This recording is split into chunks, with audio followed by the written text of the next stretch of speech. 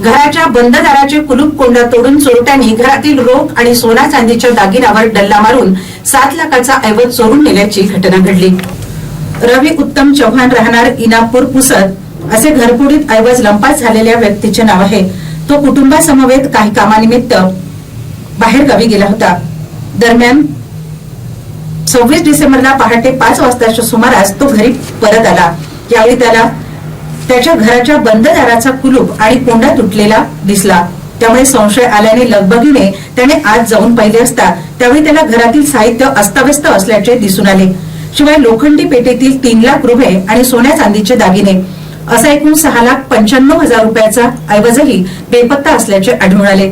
त्यानंतर त्याने तात्काळ खंडाळा पोलिसांना या घटनेची माहिती दिली। त्यावरून पोलीस पथक घटनास्थळी दाखल झाले। त्यांनी घटनास्थळाची बारकाईने पाहणी केली। त्यानंतर पंचनामा करून रवी चव्हाण याची रीतसर तक्रार घेतली। त्यावरून अज्ञात चोरट्याविरुद्ध गुन्हा दाखल करण्यात आला। या घटनेचा अधिक तपास खंडाळा पोलीस करीत आहे।